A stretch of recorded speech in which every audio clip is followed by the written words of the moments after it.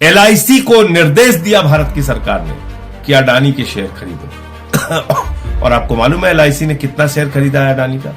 87,000 करोड़ रुपए का शेयर खरीदा है। इसी प्रकार से हजारों करोड़ का कर्ज एसबीआई ने दिया है और तमाम बैंकों ने दिया है। तो आप कल्पना कीजिए कि कितना बड़ा भ्रष्टाचार है। एलआईसी में लोग अपनी जिंदगी की गाढ़ी कमाई का पैसा लगाते हैं।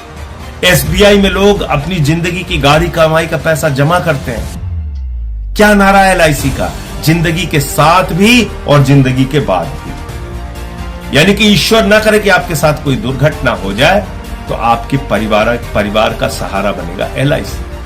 आपकी बेटी का सहारा, आपके बेटे का सहारा, आपके बच्चों का सहारा, आपके परिवार का सहारा बनेगा एलआईसी।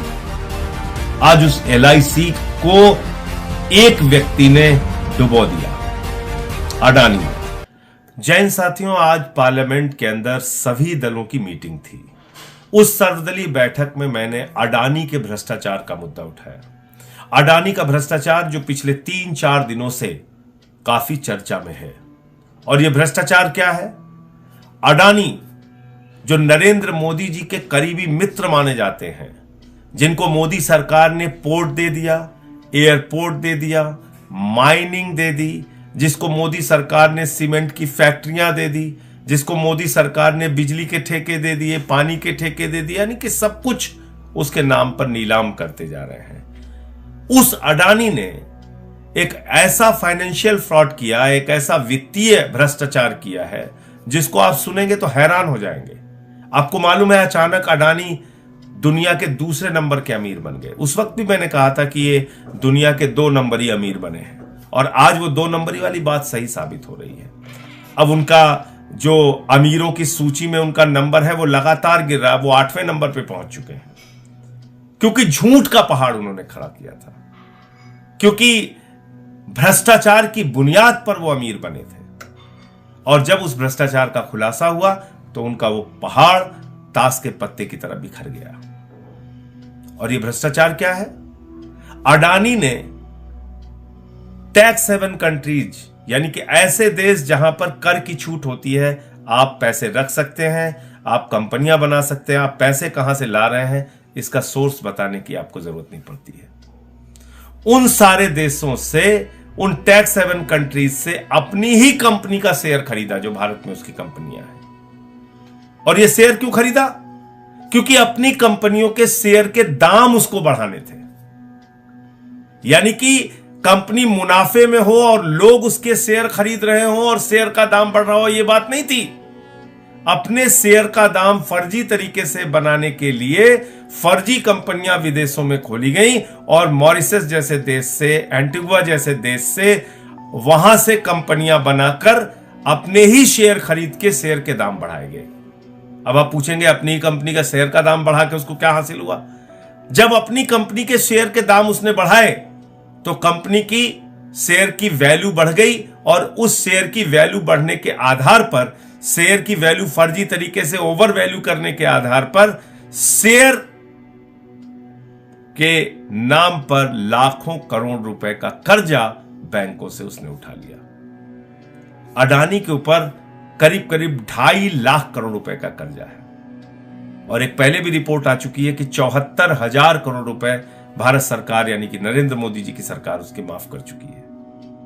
अपनी कंपनी के शेयर के दाम बढ़ाकर, फर्जी तरीके से दाम बढ़ाकर एलआईसी से, एसबीआई से, जहां पर जनता की गाढ़ी कमाई का पैसा जमा होता है, वहां से लाखों करोड़ रुपए का कर्ज ले लिया।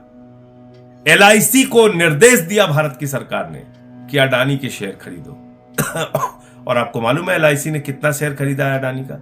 87,000 करोड़ रुपए का शेयर खरीदा है।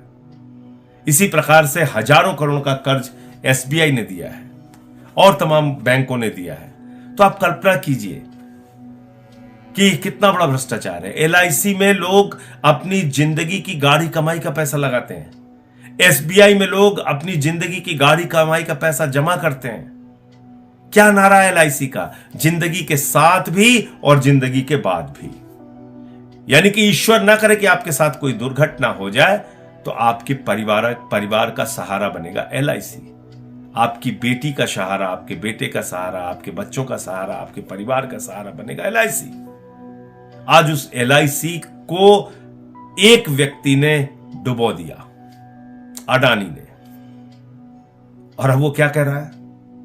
आज बड़ा हास्यास्पद तर्क आया उसका। उसने कहा हिंडनबर्ग की रिपोर्ट राष्ट्रवाद पे हमला है। अब आप देखिए मजेदार बात, हिंडनबर्ग 2017 से लेकर अब तक 16 कंपनियों के फाइनेंशियल फ्रॉड को उजागर कर चुका है। 16 कंपनियों के फाइनेंशियल वित्तीय भ्रष्टाचार को उजागर कर चुका है। उसमें अमेरिका की भी कंपनी है तो फिर उसने अमेरिका पे भी हमला कर दिया। उसमें चाइना की भी कंपनी है तो उसने चाइना पे भी हमला कर दिया। उसमें जापान की भी कंपनी है तो उसने जापान पे भी हमला कर दिया। अरे अपने भ्रष्टाचार पे जवाब दो ना, उसमें तो जवाब दे नहीं रही हो कि तुमने फर्जी कंपनियां क्यों बनाई और अपने ही शेयर क्यों खरीदे और शेयर के दाम ओवर वैल्यू करके बैंकों से लाखों करोड़ रुपए का लोन क्यों लिया, जनता की गाढ़ी कमाई का पैसा डुबोया क्यों। किसी ने अपनी बेटी की शादी के लिए पैसा जमा किया था, किसी ने मकान बनवाने के लिए पैसा जमा किया था, किसी ने छोटे मोटे रोजगार शुरू करने के लिए पैसा जमा किया था। वो सारा पैसा तुमने डुबा दिया, उस पर जवाब दो। अब कह रहे हो राष्ट्रवाद पे हमला है, यानी कि भारत राष्ट्र के करोड़ों लोगों का लाखों करोड़ रुपए लूटकर अडानी आप राष्ट्रवाद की बात कर रहा है। भारत राष्ट्र के लाखों करोड़ की संपत्तियां औने पौने दामों में लेकर उन सरकारी कंपनियों को बर्बाद करके अब अडानी राष्ट्रवाद की बात कर रहा है। तो इस राष्ट्रवाद के नारे के पीछे तुम्हारा भ्रष्टाचार छुपेगा नहीं, क्योंकि इसी भारत राष्ट्र के करोड़ों लोगों को तुमने लूटा है।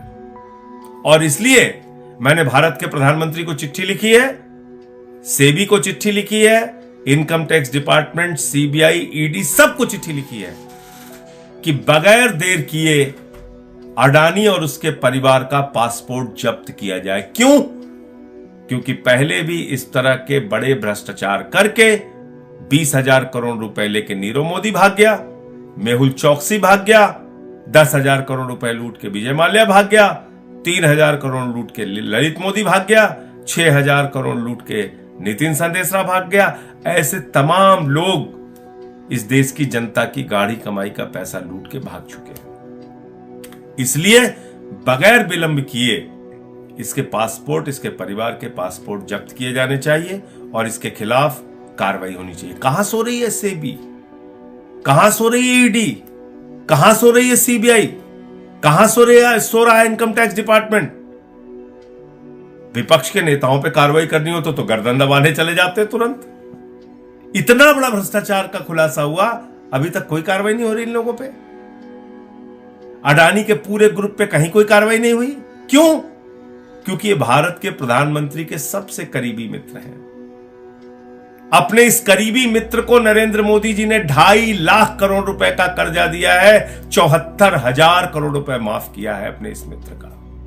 आप कल्पना कीजिए, आपको अगर नौकरी देने की बात आती है तो कहते हैं -20 डिग्री टेम्परेचर में देश की सेवा करो और 4 साल के बाद रिटायर होकर दर दर की ठोकरें खाओ, अग्निवीर बन जाओ। और आपके लिए रोजगार नहीं, आपके लिए दवाएं नहीं, आपके लिए दूध नहीं, आटा दाल चावल सब महंगा कर दिया। लेकिन एक अडानी के नाम पर पूरा देश गिरवी रखने को तैयार है ये सरकार। इसलिए आज मैंने सर्वदलीय बैठक में मांग की है कि इन मुद्दों के ऊपर सदन में चर्चा कराई जाए और अडानी का जो भ्रष्टाचार है उसके बारे में सरकार जवाब दे। मैंने चिट्ठी भी लिखी है कि इनके पासपोर्ट जब्त किए जाए और चर्चा की मांग इसलिए की है कि आज करोड़ों लोग भयभीत हैं, डरे हुए हैं, चिंता के बादल उनके सर पे मंडरा रहे हैं कि उनकी जिंदगी की गाढ़ी कमाई का पैसा एलआईसी में, एसबीआई में, तमाम बैंकों में डूब रहा है और सरकार सो रही है। जय हिंद।